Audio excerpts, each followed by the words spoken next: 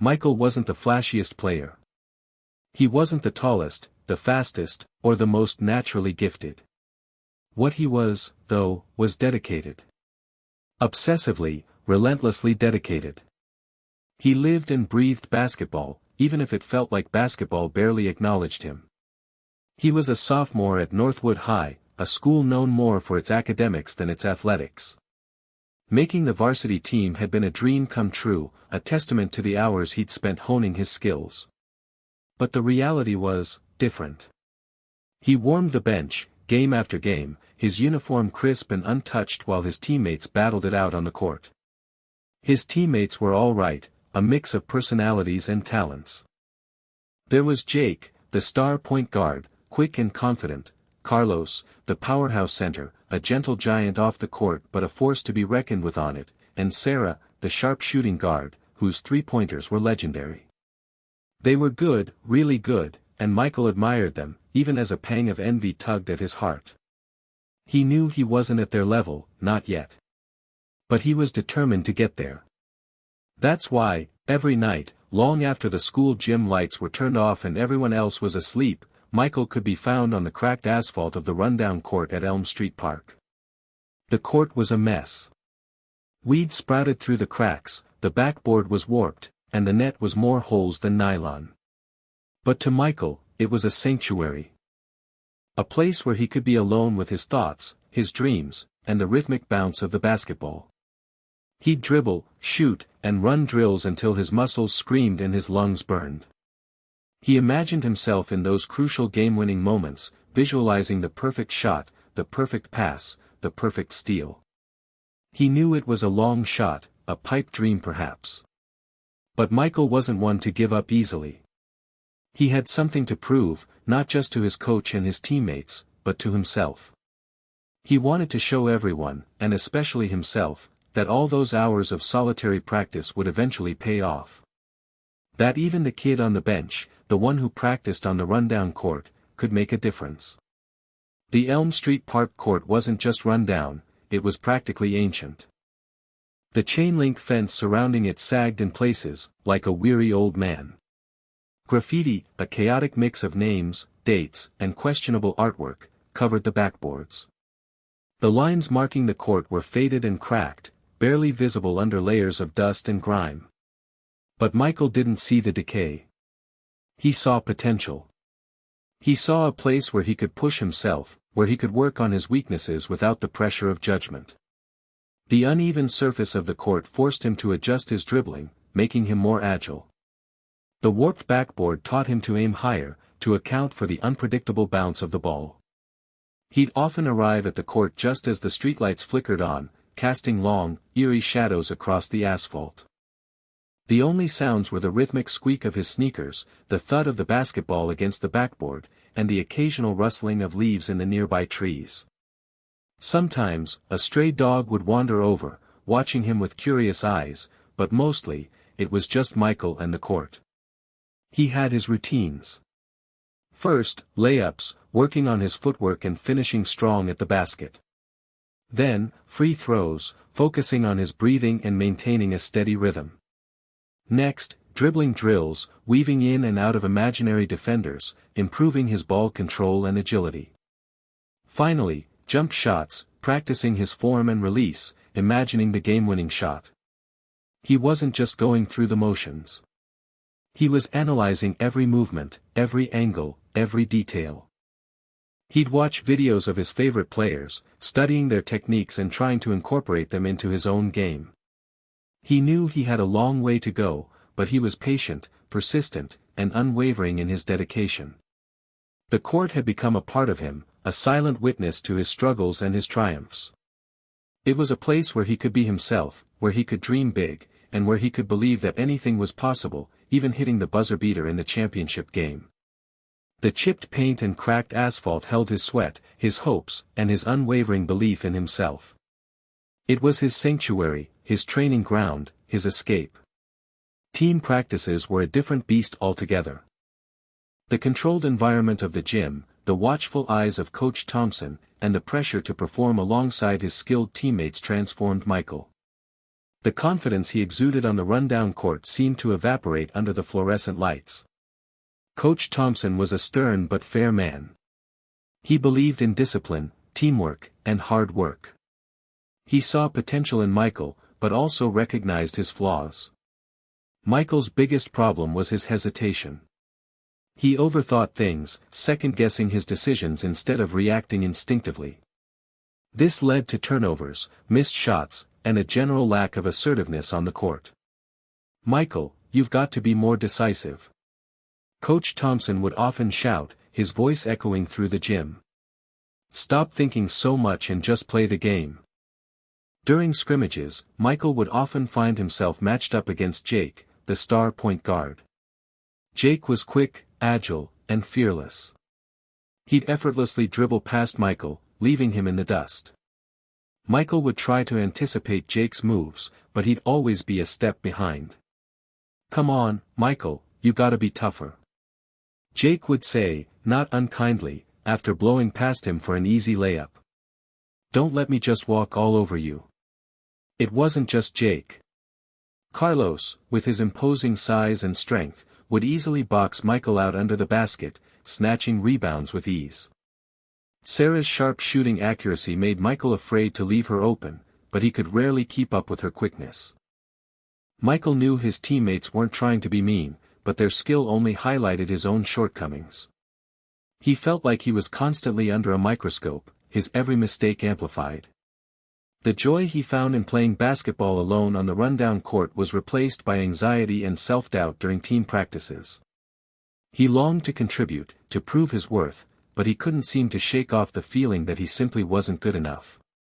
The coach's shouts and his teammates' casual dominance chipped away at his resolve, making him question whether he truly belonged on the varsity team. Back home, Michael tried to hide his disappointment, but his family saw right through him. His mom, Sarah Sr., a nurse who worked long hours, always made sure to have his favorite meal ready after practice, no matter how late. His dad, David, a quiet accountant, would offer a gentle pat on the back and a simple, "Keep at it, son." But it was his younger sister, Lily, who provided the most unwavering support. Lily was 8 years old, with bright, inquisitive eyes and a boundless energy. She idolized Michael, seeing him as a superhero in basketball shoes. She'd often tag along to his late-night practices at Elm Street Park, sitting on the sidelines, cheering him on with handmade signs and enthusiastic applause. "You're the best, Mikey," she'd shout, her voice echoing through the empty park. "You're gonna be a star." Michael would always smile at her, grateful for her unwavering belief in him.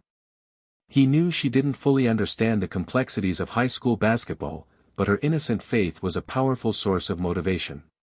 One evening, after a particularly tough practice, Michael came home feeling defeated. He barely touched his dinner and retreated to his room, closing the door behind him. Lily, sensing his mood, quietly slipped a note under his door. He picked it up and read the scribbled words, "Mikey, don't be sad. I saw you practicing your shooting. You're getting better every day. I know you'll show them. Love, Lily." He smiled, a genuine smile that reached his eyes. He knew Lily's words were simple, but they were exactly what he needed to hear. He walked out of his room and found Lily sitting in the living room, drawing. "Hey," he said, sitting down next to her. "Thanks for the note." "You're welcome, Mikey," she said, beaming. "You're gonna be great, I know it." He ruffled her hair and pulled her into a hug. In that moment, surrounded by his family's love and support, Michael realized that even if he wasn't shining on the court, he was still important, still valued. And that was enough to keep him going, to keep him practicing, to keep him believing in himself. The support of his family, especially Lily, became his anchor, reminding him why he loved the game, regardless of the challenges. The Northwood High basketball team was on a roll. They were winning games, racking up victories against their rivals. Jake was a scoring machine, consistently putting up impressive numbers. Carlos dominated the paint, grabbing rebounds and swatting away opponents' shots. Sarah's three-pointers were always a crowd pleaser. The team was a well-oiled machine, working together seamlessly. They had a strong offense, a solid defense, and a winning mentality. Coach Thompson was pleased with their progress, constantly pushing them to improve and reach their full potential. But as the team's winning streak continued, Michael remained firmly planted on the bench. He watched his teammates celebrate victories, knowing he had played no part in their success. The feeling of being a spectator, of being on the outside looking in, grew stronger with each passing game. He tried to stay positive, reminding himself that he was still young, that he had plenty of time to improve. But the constant sitting, the endless cheering from the sidelines, began to wear him down. He started to question whether he would ever get a chance to prove himself, whether he would ever be more than just a bench warmer. During timeouts, he would listen intently to Coach Thompson's instructions, trying to absorb every detail. He'd visualize himself executing the plays, imagining himself making the key pass or sinking the crucial shot. But the reality was always the same: he'd remain on the bench, watching as his teammates battled it out on the court. Even Lily's enthusiastic cheers from the stands couldn't fully lift his spirits anymore. He appreciated her support, but he longed to contribute, to be a part of the action. He wanted to feel the adrenaline of the game, the thrill of victory, the camaraderie of his teammates on the court. The wins were bittersweet. He was happy for his team, but he couldn't shake off the feeling that he was missing out, that he was wasting his potential. The bench felt like a prison, confining him to the sidelines, preventing him from pursuing his dreams. The weight of unfulfilled potential pressed down on him, making each victory feel a little less joyful. He started to wonder if all those hours of practice on the rundown court were for nothing. The biggest obstacle standing between Northwood High and the championship was their arch-rival, Crestwood Academy. Crestwood was everything Northwood wasn't: a well-funded, athletically focused school with a reputation for producing top-tier basketball players. Their star player, Marcus, the Maverick, Johnson, was a force to be reckoned with. He was a senior, a McDonald's All-American nominee, and a surefire college prospect. He was known for his incredible athleticism, his dazzling dribbling skills, and his deadly accurate jump shot. Crestwood's coach, Mr. Davies, was just as intimidating as his star player. He was a fiery, intense man who demanded nothing less than perfection from his team. He was known for his strategic brilliance and his ability to exploit his opponent's weaknesses. The rivalry between Northwood and Crestwood was legendary. The games between the two schools were always intense, hard-fought battles, filled with drama and excitement. The atmosphere was electric, with both student bodies cheering their teams on with unwavering passion. Crestwood was known for their aggressive playing style. They were physical, relentless, and never gave up, no matter the score. They played with a chip on their shoulder, fueled by a desire to dominate their opponents. They often employed tactics that bordered on dirty, pushing the boundaries of fair play. The upcoming game against Crestwood loomed large in everyone's minds. It was more than just a game, it was a test of Northwood's mettle, a chance to prove that they could compete with the best. Everyone knew that stopping Marcus Johnson was key to winning the game.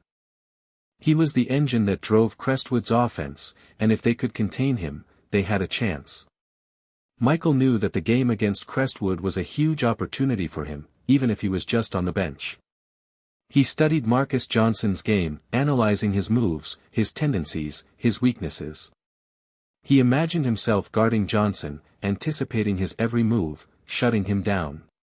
He knew it was a long shot, but he couldn't help but dream of the possibility of playing a role in the game, of helping his team achieve victory against their biggest rival. The game against Crestwood was a disaster. From the opening tip-off, it was clear that Northwood was outmatched. Marcus Johnson lived up to his reputation, scoring at will and dominating the game. Crestwood's aggressive defense stifled Northwood's offense, forcing turnovers and preventing them from getting into any kind of rhythm. Jake struggled to contain Johnson, getting repeatedly burned by his quickness and agility. Carlos was unable to establish himself in the paint, getting pushed around by Crestwood's bigger, stronger players. Sarah's three-pointers weren't falling, and she was visibly frustrated by Crestwood's relentless pressure.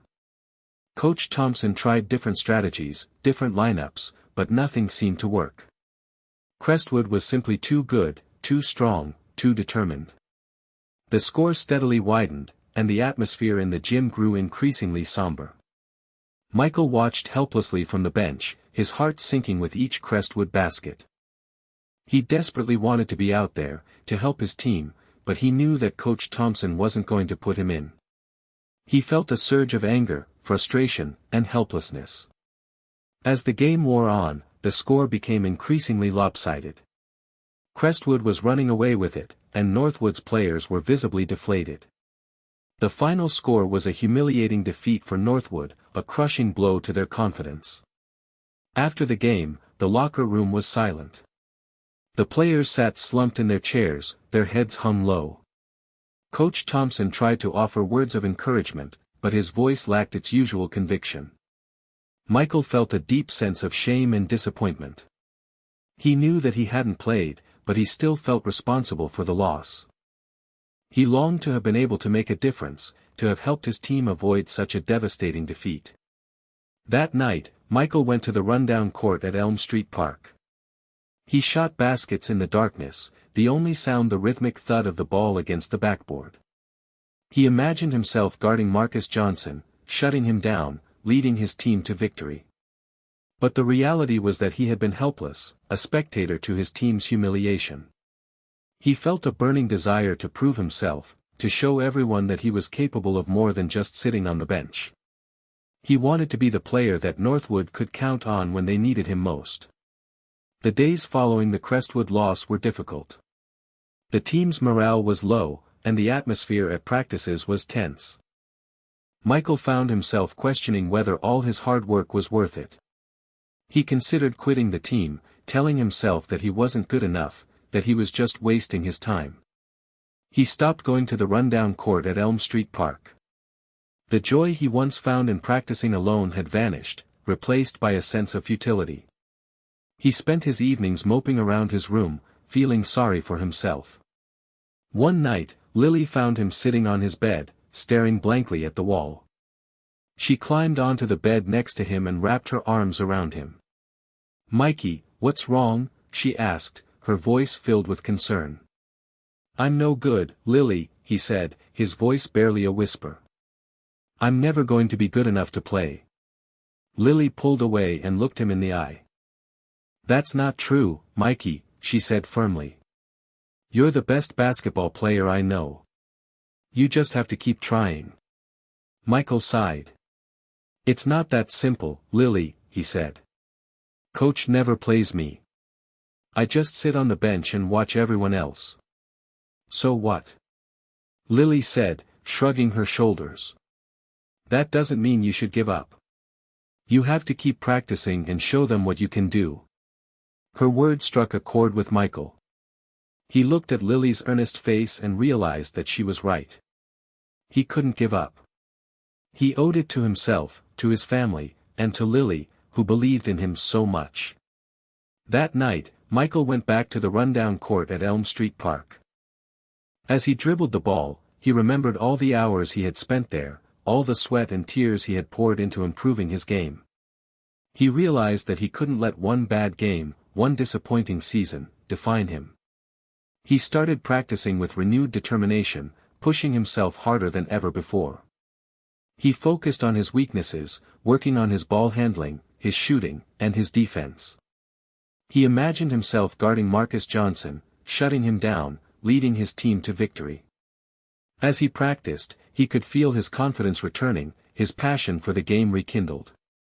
He knew that he still had a long way to go, but he was no longer willing to give up on his dreams. He was determined to prove himself, to show everyone that he was capable of more than just sitting on the bench. With Lily's unwavering belief and his renewed dedication, Michael found the strength to keep fighting for his chance. The championship game arrived with a palpable sense of anticipation. Northwood High had fought their way back from the Crestwood defeat, winning every game since. They had earned their spot in the final, a testament to their resilience and determination. The atmosphere in the gymnasium was electric. The stands were packed with students, parents, and alumni, all eager to witness what they hoped would be a historic victory. The tension was thick enough to cut with a knife as the starting lineups were announced. Michael, as expected, was on the bench, but this time, he felt different. He was no longer filled with self-doubt and frustration. He had worked hard, he had improved, and he was ready to contribute if given the opportunity. The game began with a flurry of action. Crestwood came out strong, determined to assert their dominance. Marcus Johnson was a force to be reckoned with, scoring early and often. Northwood, however, was ready for him. Jake played tenacious defense, hounding Johnson and making him work for every point. Carlos battled hard in the paint, grabbing rebounds and challenging Crestwood's shots. Sarah's three-pointers were falling, keeping Northwood within striking distance. The first half was a back-and-forth affair, with both teams trading baskets. The lead changed hands several times, and the score remained close. The intensity of the game was evident in every possession, every rebound, every shot. At halftime, the score was tied. Coach Thompson praised his team's effort but emphasized the need to stay focused and disciplined. He reminded them that the game was far from over and that they needed to continue to play with heart and determination. Michael listened intently to Coach Thompson's instructions, visualizing himself on the court, making a key play, helping his team secure the victory. He knew that his opportunity might come, and he wanted to be ready when it did. He felt a sense of calm and confidence that he hadn't felt before. He was no longer afraid of failure. He was simply focused on doing his best, on contributing to the team's success, no matter how small his role might be. He was ready for the challenge. The air crackled with nervous energy. This was it. The second half was even more intense than the first. The game remained close, with neither team able to gain a significant advantage. Every possession was a battle, every basket hard-earned. The crowd was on its feet, roaring with every play. As the clock ticked down, the tension grew unbearable. Both teams were playing with a sense of desperation, knowing that every mistake could be costly.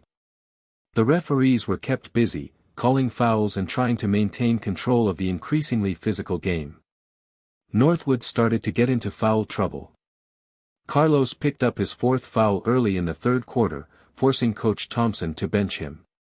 This gave Crestwood a significant advantage in the paint, as they were able to dominate the boards without Carlos's presence. Jake also started to struggle with fouls, picking up his third and fourth fouls in quick succession. Coach Thompson was forced to be cautious, limiting Jake's aggressiveness on defense to avoid him fouling out. With their two key players hampered by foul trouble, Northwood began to falter. Crestwood seized the opportunity, going on a mini-run and building a small lead. The momentum seemed to be shifting in Crestwood's favor. Michael watched anxiously from the bench, his heart pounding in his chest. He knew that his team was in trouble, and he desperately wanted to help. He visualized himself on the court, playing solid defense, grabbing rebounds, and hitting clutch shots. He noticed Coach Thompson looking increasingly concerned, pacing back and forth along the sideline. He knew that Coach Thompson was considering his options, trying to find a way to turn the tide of the game. The clock continued to tick down, and the score remained close. Every possession felt like it could be the turning point of the game. The pressure was immense, and the atmosphere in the gymnasium was electric. Michael felt a surge of adrenaline, a mix of excitement and nervous anticipation. He knew that his moment might be coming, and he wanted to be ready. The final minutes would decide everything. With less than a minute remaining, the score was 68-67, Crestwood leading by 1 point. The tension in the gym was unbearable. Northwood had possession, but Jake, their star point guard, was driving to the basket when he collided with Marcus Johnson. The whistle blew. Everyone held their breath. It wasn't just a foul, Jake was down on the court, clutching his ankle. The trainers rushed to his side, examining him. The crowd was silent, anxiously awaiting news about Jake's condition. After a few tense moments, the trainers helped Jake to his feet, but it was clear that he couldn't put any weight on his ankle. Coach Thompson shook his head, a look of despair on his face. Jake was out of the game. The Northwood fans groaned. Losing Jake at this crucial moment was a devastating blow. He was their best player, their leader, the one they counted on to make the big plays. Coach Thompson called a timeout. He gathered his remaining players around him, his voice filled with urgency. "Okay, listen up," he said. "We're down by 1 point, and we have possession. We need to get a good shot, and we need to make it count." He looked at his bench, his eyes scanning the faces of his remaining players. He needed someone who could handle the pressure, someone who could step up and make a play. His gaze landed on Michael. Michael's heart skipped a beat. He couldn't believe it. Was Coach Thompson actually considering putting him in? Coach Thompson hesitated for a moment, then made his decision. "Michael," he said, "you're going in." Michael was stunned. He had dreamed of this moment, but he never actually thought it would happen. He felt a surge of adrenaline, a mix of excitement and fear. He knew that this was his chance, his opportunity to prove himself. He stood up, his legs trembling slightly, and walked towards the scorer's table. He tried to focus, to block out the noise, to calm his nerves. This was it. The moment he had been waiting for. He had to be ready. All those hours on the rundown court, all the practice, all the dedication, had led to this. As Michael walked onto the court, the roar of the crowd seemed to fade into a dull hum. His senses were heightened, his focus razor-sharp. He could see Lily in the stands, her eyes wide with excitement and anticipation. He could see his parents, their faces etched with a mixture of pride and anxiety. He took a deep breath, trying to calm his racing heart. The referee handed him the ball. He glanced at the clock, 7 seconds remaining. 7 seconds to make a dream come true, or to face crushing disappointment. He inbounded the ball to Sarah, who was immediately double-teamed. Sarah managed to pass it back to Michael, who was now being guarded by Marcus Johnson. Michael felt a jolt of adrenaline. This was it. He was face to face with the player he had studied, the player he had dreamed of guarding, the player who had dominated Northwood in their previous encounter. He dribbled the ball, trying to create some space. Johnson was playing him tight, not giving him an inch. Michael knew he had to make a move, and he had to make it quickly. He faked a drive to the basket, then quickly pulled back and stepped behind the three-point line. He rose up for the shot, his eyes focused on the basket. Time seemed to slow down. He could feel Johnson's hand closing in on his face, trying to block the shot. He could hear the roar of the crowd, the pounding of his heart, the squeak of his sneakers on the court. He released the ball, his form perfect, his release smooth. The ball arced through the air, a perfect spiral against the bright lights of the gymnasium. He watched it, his breath held captive in his lungs. Everything hung in the balance, depending on this single shot. He prayed it would go in. His team depended on it. He depended on it. This was his chance. His only chance. He just hoped it was enough. All he could do was watch. He knew that if the shot didn't go in, Northwood would lose. It all came down to this. The ball seemed to hang in the air forever. Michael's eyes followed its trajectory, his mind racing with 1,000 thoughts. He thought of Lily, her unwavering belief in him. He thought of his parents, their sacrifices and their support. He thought of Coach Thompson, giving him this chance, this opportunity to prove himself.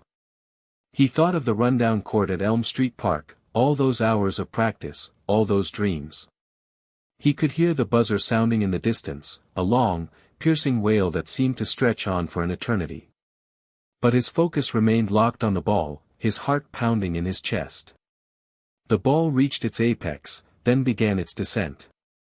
It sailed towards the basket, a perfect arc against the backdrop of the cheering crowd.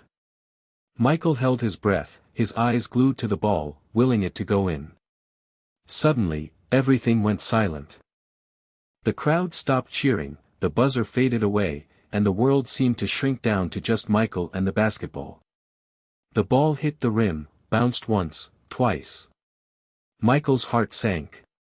It was going to miss. All his dreams, all his hopes, were about to be shattered. But then, miraculously, the ball took a final, unexpected bounce and dropped through the net. The buzzer sounded again, this time louder, more triumphant. The crowd erupted in a deafening roar. Michael stood frozen for a moment, his mind struggling to process what had just happened. He had done it. He had hit the shot. He had won the championship. The Northwood High basketball team had won. The bench exploded. His teammates swarmed him, lifting him onto their shoulders, chanting his name.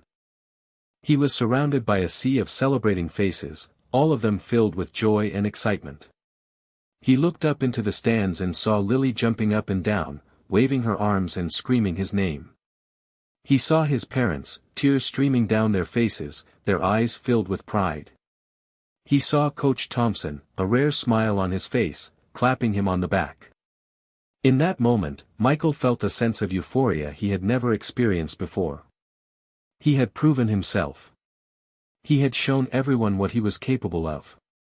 He was no longer just the kid on the bench, the one who practiced on the rundown court. He was a champion. He was Michael, the buzzer-beater hero. The roar of the crowd was deafening, a cacophony of cheers and shouts that seemed to vibrate through his very being. He could feel the weight of their expectations, the hopes and dreams of the entire Northwood High community resting on his shoulders. He glanced at the scoreboard, 68-67, Crestwood leading. 7 seconds remained. The clock seemed to mock him, each tick a hammer blow against his resolve. He knew that every move he made, every decision he took, would be scrutinized, analyzed, and remembered for years to come. He looked at Marcus Johnson, his opponent, his rival, the player he had studied and admired. Johnson's eyes were cold, calculating, filled with a confidence that bordered on arrogance. Michael knew that Johnson wouldn't give him an inch, that he would do everything in his power to prevent him from scoring. He could feel the sweat trickling down his forehead, his hands clammy and shaking. His legs felt heavy, like they were made of lead. He tried to take a deep breath, but his lungs seemed to be constricting, making it difficult to breathe. He remembered all those times he had hesitated, all those times he had second-guessed himself, all those times he had let his nerves get the better of him. He couldn't afford to do that now. He had to be decisive, confident, and fearless. He closed his eyes for a moment, picturing himself on the rundown court at Elm Street Park. He could feel the rough asphalt beneath his feet, the cool night air on his skin, the rhythmic bounce of the basketball in his hands. He remembered the joy he found in playing the game, the freedom he felt when he was alone with his thoughts and his dreams. He opened his eyes, his gaze fixed on the basket. He was no longer afraid. He was no longer hesitant. He was ready. He was Michael, the kid from the rundown court, and he was about to take the biggest shot of his life. This was it, his opportunity to shine. His one chance to seize victory. Everything depended on him now. The pressure was immense, but he wouldn't let it crush him. He would rise above it. He would be a champion. The inbound pass came to Michael cleanly. He secured the ball, the leather familiar and comforting in his hands. Marcus Johnson was right on him, a shadow, a relentless defender. Michael took one hard dribble to his left, trying to create a sliver of space. Johnson mirrored his move, staying right in front of him. Michael knew he couldn't drive to the basket. Johnson was too quick, too strong. He had to create an opening, a chance to get off a shot. He remembered all those hours practicing his step-back jumper on the rundown court. He'd practiced it 1,000 times, envisioning this very moment. With 5 seconds left on the clock, Michael took another dribble, lulling Johnson into a false sense of security. Then, in one fluid motion, he planted his left foot, pushed off with all his might, and stepped back behind the three-point line. Johnson lunged forward, his hand outstretched, trying to block the shot. But Michael was already in the air, his release quick and smooth. The ball left his fingertips, arcing towards the basket, a perfect spiral against the bright lights of the gymnasium. Time seemed to stand still. The crowd held its breath, their eyes glued to the ball. Michael's heart pounded in his chest, his senses heightened. He could hear the faint sound of the buzzer starting to wail in the distance. He knew this was it. This was the moment he had been working towards his entire life. He closed his eyes for a split second, offering a silent prayer. Then, he opened them again, just in time to see the ball hit the rim, bounce once, twice, and drop through the net. The buzzer sounded, a triumphant roar that echoed through the gymnasium. The crowd erupted in a frenzy of cheers and applause. Michael stood frozen for a moment, his mind struggling to comprehend what had just happened. He had done it. He had hit the shot. He had won the championship. All the pressure, the doubt, the fear, vanished in an instant, replaced by a wave of pure, unadulterated joy. He was a champion. His journey had just begun. The ball, a sphere of worn leather, hung suspended in the air, defying gravity. It turned slowly, almost languidly, its orange surface reflecting the bright lights of the gymnasium. Each rotation seemed to take an eternity, each dimple on its surface magnified 1,000-fold. The buzzer sounded, a long, drawn-out wail that echoed through the silent arena. The sound seemed to stretch and distort, becoming a symphony of anticipation and suspense. Below, the players stood frozen, their eyes locked on the ball. The crowd held its breath, their cheers suspended in mid-air. Even Marcus Johnson, his face etched with disbelief, watched with a mixture of awe and despair. The ball reached the apex of its arc, hovering momentarily before beginning its descent. It was a perfect parabola, a testament to Michael's years of practice and dedication. The trajectory was true, the angle precise. As the ball fell, it seemed to gather momentum, its speed increasing with each passing moment. The net, a pristine white rectangle, awaited its arrival. The ball hit the front of the rim, a dull thud that sent shivers down Michael's spine. It bounced high into the air, spinning wildly, its fate uncertain. For a moment, it seemed destined to fall away, to shatter Michael's dreams and dash Northwood's hopes. But then, miraculously, the ball took a final, unexpected bounce. It teetered precariously on the edge of the rim for what felt like an eternity, before finally succumbing to gravity and dropping through the net. The net swished, a soft, satisfying sound that signaled the end of the game, the culmination of a season's worth of hard work and sacrifice. The crowd erupted, the buzzer sounded again, and Michael's world exploded in a kaleidoscope of joy and triumph. He was a champion. And the journey was just beginning. The slow-motion arc was complete. It landed. It was perfect. Bedlam erupted.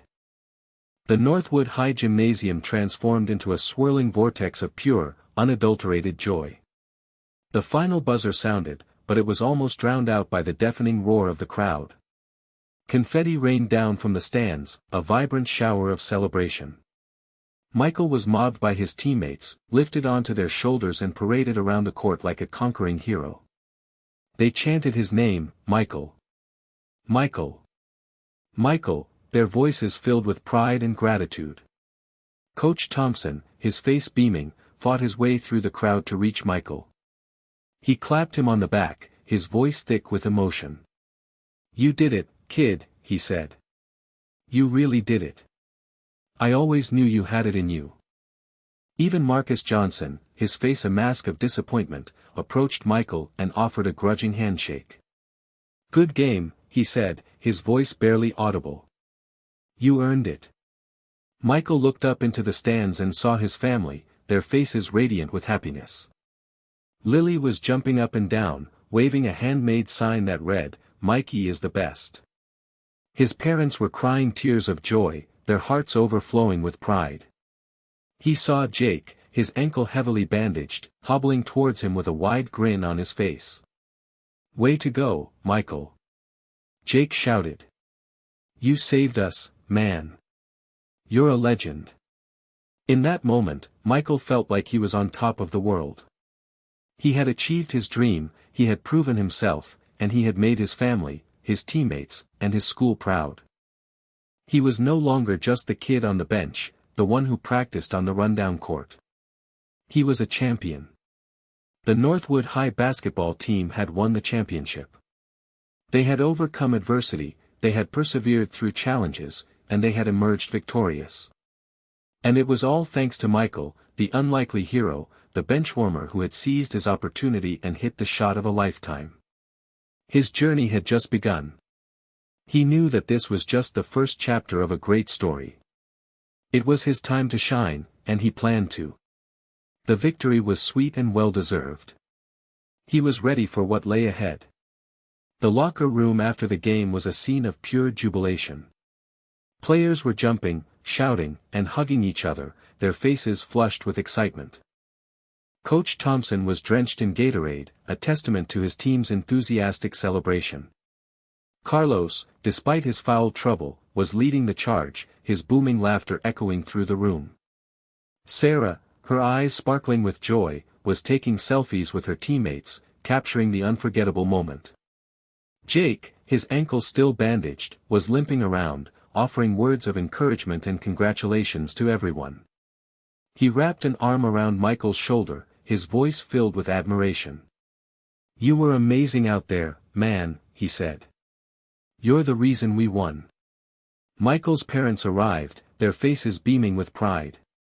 His mom, Sarah Sr., wrapped him in a tight hug, her tears soaking his jersey. "I'm so proud of you, Michael," she said, her voice trembling with emotion. "You never gave up on your dream." His dad, David, offered a rare, genuine smile. "You showed them, son," he said.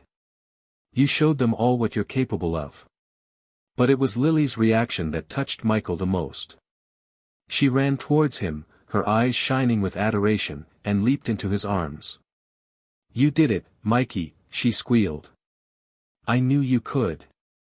She clung to him tightly, her small body trembling with excitement. In that moment, Michael realized that all the struggles, all the sacrifices, all the hard work, had been worth it. He had not only achieved his own dream, but he had also inspired others, especially his little sister, to believe in themselves and to never give up on their own dreams. The celebration continued late into the night. The team went out for pizza, sharing stories and reliving the unforgettable moments of the game. They laughed, they cried, and they celebrated their hard-fought victory. The entire town of Northwood was buzzing with excitement, proud of their hometown heroes. Michael was the star of the hour, the unlikely champion who had captured the hearts of everyone. His name would be forever etched in the annals of Northwood High basketball history. The benchwarmer had become a legend. His journey had just begun. The team, the family, the whole town was overjoyed. High above the cheering crowd, Michael was hoisted onto his teammates' shoulders, a vantage point he had only dreamed of before. From this new perspective, he could see the full extent of the celebration, the sheer joy and excitement that his shot had unleashed. He looked out at the sea of faces, all of them smiling, cheering, and chanting his name. He saw students he had never spoken to before, teachers he had only seen in the hallways, and community members he had never met, all united in their support for Northwood High and their appreciation for his accomplishment. He saw Coach Thompson, standing near the sideline, a look of quiet pride on his face. He gave Michael a thumbs up, a silent acknowledgement of his transformation from a hesitant benchwarmer to a clutch performer. He saw his parents, standing near the stands, waving and beaming with pride. He saw Lily, jumping up and down, her face flushed with excitement, her handmade sign held high above her head. He saw Marcus Johnson, standing near the Crestwood bench, his head bowed in defeat. Michael felt a pang of sympathy for his rival, knowing how much this loss must sting. But he also knew that Johnson would learn from this experience, that he would come back stronger and more determined than ever before. As his teammates paraded him around the court, Michael felt a sense of overwhelming gratitude. He was grateful for his family's support, his coach's guidance, his teammates' camaraderie, and the opportunity to prove himself. He was grateful for the rundown court at Elm Street Park, the place where he had honed his skills and nurtured his dreams. And he was grateful for the unwavering belief of his little sister, Lily, who had always seen the best in him, even when he couldn't see it himself. He realized that this moment was more than just a personal triumph. It was a victory for everyone who had ever faced adversity, everyone who had ever doubted themselves, and everyone who had ever dreamed of achieving something great. He had shown them that anything is possible, that even the most unlikely hero can rise to the occasion and make a difference. His journey had just begun, and he was ready to embrace whatever challenges lay ahead. The view from the top was incredible. He had arrived. Weeks later, the Northwood High Gymnasium was abuzz with activity, the championship banner hanging proudly for all to see. But Michael found himself drawn back to his old haunt, the rundown court at Elm Street Park. The weeds still poked through the cracks in the asphalt, the backboard was still warped, and the net was still more holes than nylon. But now, the court was different. It was no longer a place of solitary practice, a refuge from disappointment. It was a place of inspiration, a symbol of hope and perseverance. As Michael dribbled the ball, he noticed a group of younger kids watching him from the sidelines. They were elementary school students, their eyes wide with admiration. They had heard the stories, seen the highlights, and now they were witnessing the legend in person. He smiled at them, dribbling the ball behind his back, showing off some of the skills he had honed on this very court. The kids gasped and giggled, their faces lit up with excitement. "Hey," Michael said, approaching them. "Want to shoot some hoops?" The kids nodded eagerly, their eyes sparkling with anticipation.